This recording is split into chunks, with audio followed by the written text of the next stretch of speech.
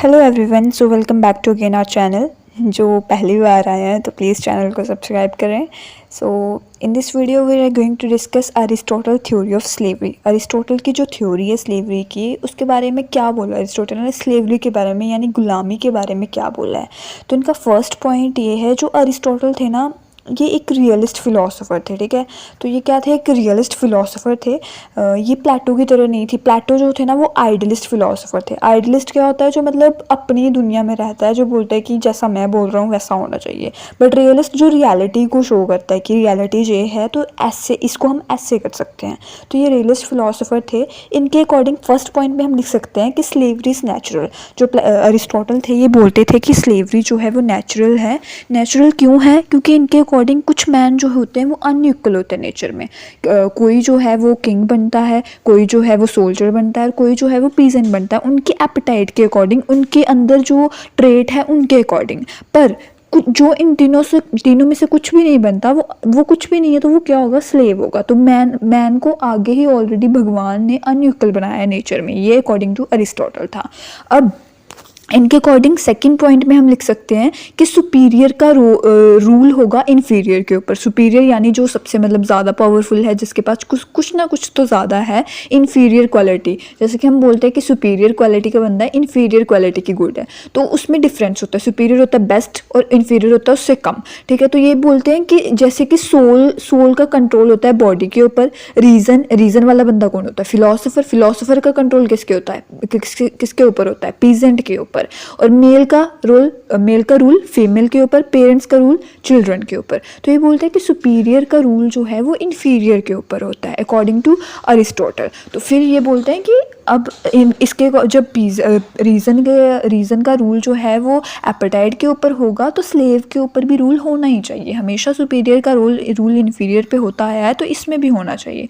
अब next point हम बोल सकते हैं, नेक्स्ट पॉइंट में उन्होंने बोला है कि स्पेसिफिक फंक्शन। अब स्लेव का स्पेसिफिक फंक्शन क्या है? मैनुअल लेबर, जो भी घर का काम है वो करना। ये किसका फंक्शन है? स्लेव का फंक्शन है। इन्होंने स्लेवरी को जो है वो बताया कि स्लेवरी जो है वो जस्टिफाइड है, स्लेव होने चाहिए। अब इन्होंने बोला स्लेवरी जो है वो यूज़फुल है। अब इन्होंने दो पॉइंट्स दिए। स्लेवरी जो है वो यूज़फुल है स्लेव के लिए भी एज वेल एज मास्टर के लिए भी। तो सबसे पहले पढ़ते हैं कि मास्टर के लिए कैसे स्लेवरी जो है वो यूज़फुल है। वो बोलते हैं कि मास्टर जो है अगर वो पब्लिक अफेयर में पार्टिसिपेट करना चाहता है, ठीक है, अगर मास्टर जो है वो पब्लिक अफेयर में पार्टिसिपेट करेगा तो उसको अनइम्पॉर्टेंट थिंग्स के लिए टाइम नहीं होना चाहिए। अनइम्पॉर्टेंट थिंग्स जैसे कि घर का काम हो गया, उसके अपने कुछ चीज़ों को मेंटेन करना हो गया, पर्सनल घर वाली, तो उसके लिए उसके पास टाइम नहीं होना चाहिए। उसके लिए बस पब्लिक अफेयर के लिए वो बंदा जो है वो अवेलेबल होना चाहिए। कौन? मास्टर। अब ये बोलते हैं कि स्लेव के लिए भी अच्छा है। स्लेव के लिए अच्छा क्यों है? क्योंकि स्लेव को जो है वो बेस्ट कंडीशन मिल रही है रहने के लिए, और कुछ टाइम बाद वो डेरिवेटिव एक्सीलेंस ले आएगा। डेरिवेटिव एक्सीलेंस मतलब वो अपने अंदर कोई ना कोई गुण ले आएगा, और जब वो गुण ले आएगा ना, तो उसको उसका जो मास्टर है वो उसको छोड़ देगा। ये भी इन्होंने आगे बताया, मैं वो आपको बताऊंगी। अब इन्होंने बोला है कि उस टाइम पे जो स्लेवरी थी ना, उसका ये था कि आप उस टाइम पे रेक्टिफाइड नहीं कर सकते, स्लेवरी को जो है वो निगलेक्ट नहीं कर सकती, क्योंकि वो टाइम ही ऐसा था।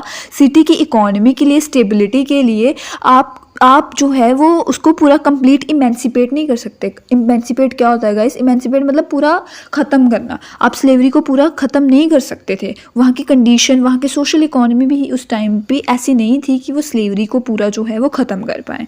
तो इसलिए क्या बोला गया है, टाइम और एक्सपीडेंसी के दौरान वो चीज़ जो थी वो पॉसिबल नहीं थी स्लेवरी को पूरा ख़त्म करना। अब इन्होंने जो अरिस्टोटल है ना, इन्होंने स्लेव को दो कैटेगरीज में डिवाइड किया, स्लेव बाय नेचर और स्लेव बाय लॉ।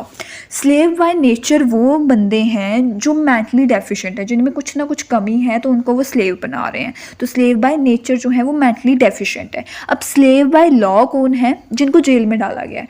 अब अरिस्टोटल बोलते हैं कि जो नेचर वाला बंदा है ना, आप उसको स्लेव बनाओ, जिसको मतलब भगवान ने ऑलरेडी कुछ ना कुछ डेफिशिएंसी दी है, आप उसको स्लेव बनाओ। आप उसको स्लेव नहीं बनाओ जो लॉ के अकॉर्डिंग, क्योंकि क्या पता वो प्रिजनर ऑफ वॉर, उसमें कुछ ना कुछ क्वालिटी हो जो हम देख नहीं पा रहे हो, क्योंकि वो तो वहाँ वो प्रिजन में है, जेल में है, तो आप उसकी वो क्वालिटी नहीं देख पा रहे हो। तो वो बोलते हैं कि जो वो स्लेव बाय नेचर है ना, मेंटली डेफिशिएंट है, जिसके माइंड में थोड़ा डिफेक्ट है, आप उसको स्लेव बनाओ।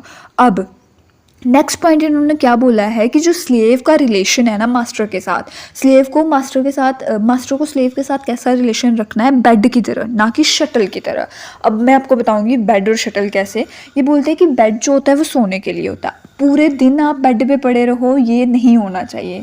ऑल्दो हम पड़े रहते हैं, बहुत निठल्ले हैं हम, बट इन्होंने बोला है कि बेड पे जो है हम पूरे दिन नहीं पड़े रहना, यही तो फंक्शन है। तो आप पूरे दिन बेड पे थोड़ी पड़ोगे, तो इसलिए बेड, आप स्लेव को बेड की तरह यूज़ करो, ना कि शटल की तरह। शटल जो है वो 24 घंटे चलती रहती है, वो एक गाड़ी की तरह होती है, वो 24 घंटे चलेगी, 24 आवर्स। तो आप 24 आवर्स स्लेव को काम पे नहीं लगाओगे, आप बेड की तरह यूज़ करोगे। जब आपका काम है तभी आप, इंपॉर्टेंट वर्क है तभी आप बोलोगे। तो लाइक बेड की तरह यूज़ करो, शटल की तरह नहीं 24 घंटे काम पे लगाए रहे, ठीक है।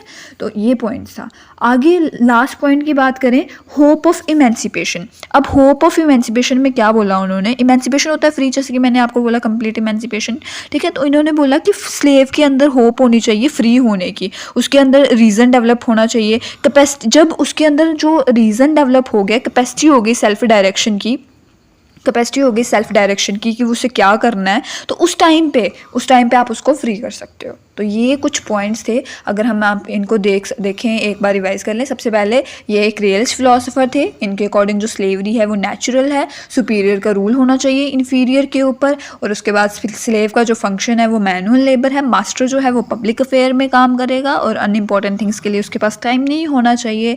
एंड स्लेव के लिए भी ये स्लेवरी जो है वो गुड है, क्योंकि वो बेस्ट कंडीशन को सिक्योर करेगा। और टाइम उस वक्त का टाइम ही ऐसा था कि सिटी की इकोनॉमी और स्टेबिलिटी के लिए स्लेवरी जो थी वो इम्पॉर्टेंट थी। स्लेव दो टाइप के हैं, slave by nature, slave by law. और रिलेशन जो है वो बेड की तरह होना चाहिए, शटल की तरह नहीं। और स्लेव के अंदर एक इमेंसिपेशन की होप होनी चाहिए। So that's was all about this video. Thank you so much.